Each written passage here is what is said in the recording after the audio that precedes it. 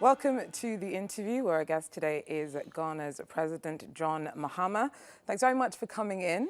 Now, you are in Paris as Ghana becomes the 50th member of the OECD's Development Center. The support that will come from that comes at a good time because Ghana is currently really trying to get its economy back on track. What specifically are you hoping to get out of the partnership?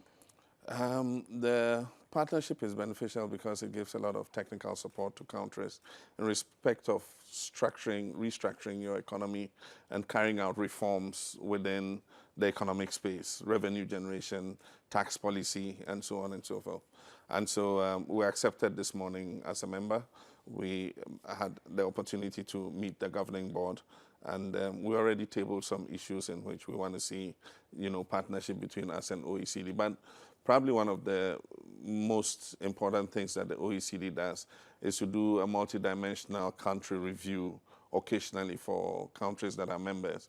And Ghana would benefit from that because you'll have the expertise of the OECD looking in and seeing where the strengths are and where the weaknesses are and giving you the technical support to be able to address any challenges that you face.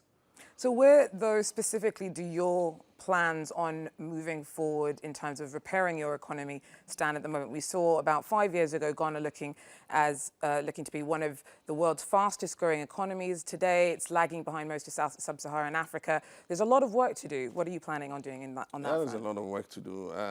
Ghana's economy is still robust.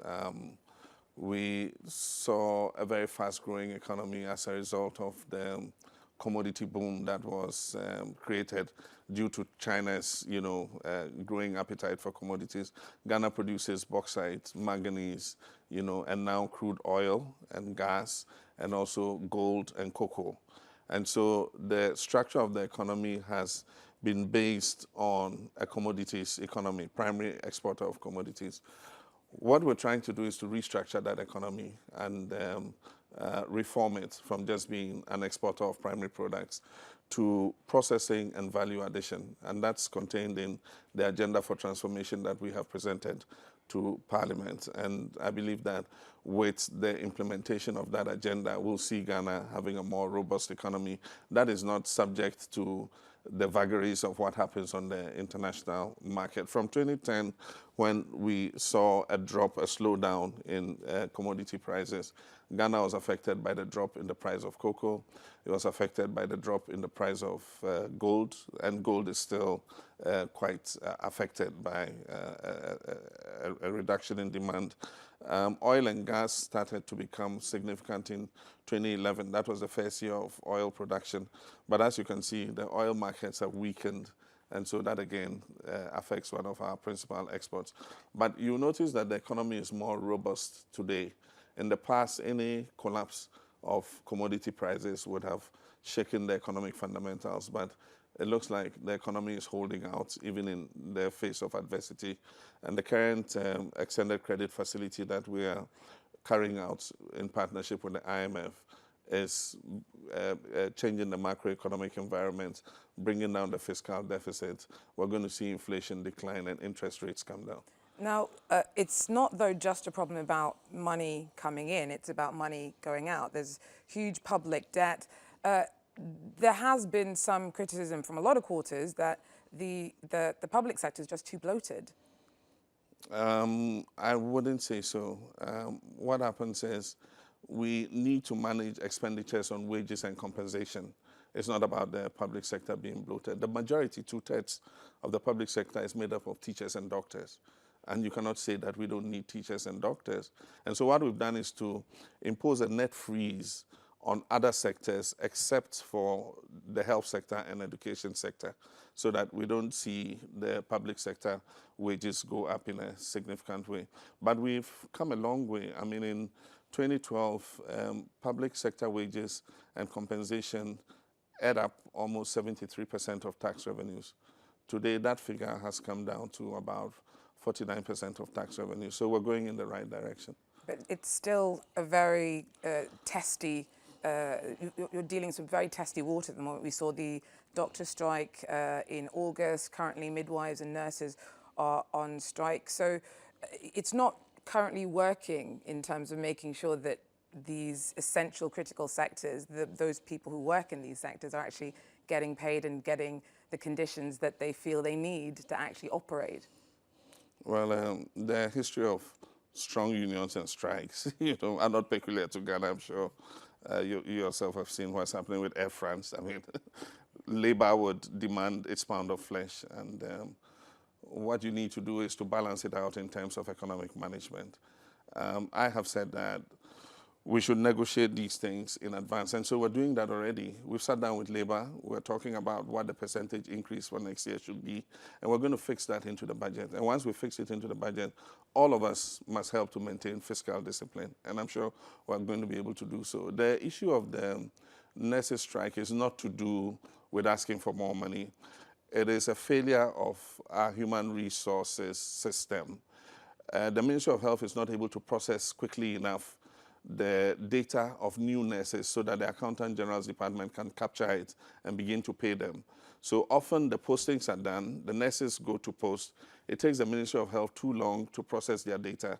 And so they stay without salary for a protracted period. And that is what is irking the nurses. And so we're going to have to revise, our human resource management information system.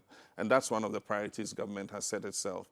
One, in terms of improving the salary system and also creating a human resource management system so that we're able to process these things much quicker than we've done in the past. So you're heading into an election year.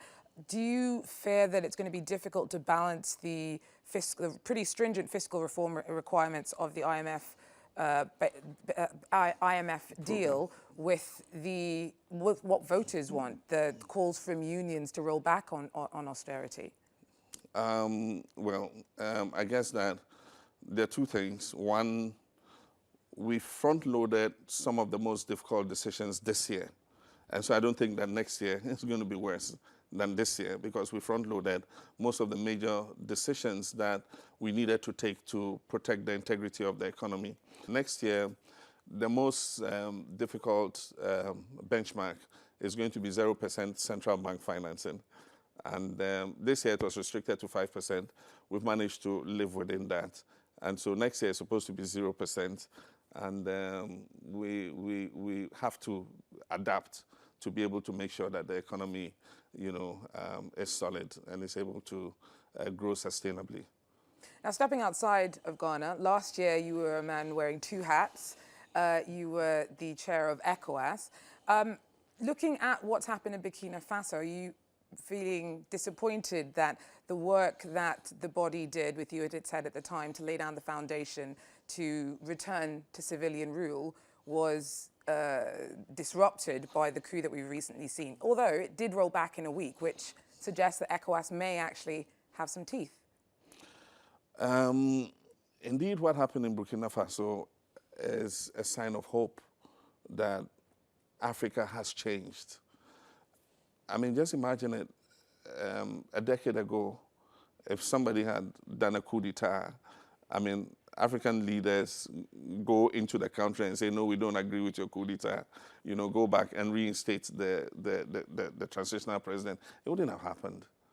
But today, we're able to do so. We met in Abuja the day before, and 6 of us were selected to go to Burkina Faso and reinstate the transitional government. And so myself and Yayi Boni and Mohamed Yusufu and President of Nigeria couldn't come, so he sent his vice president. We went and we reinstated President Kafando.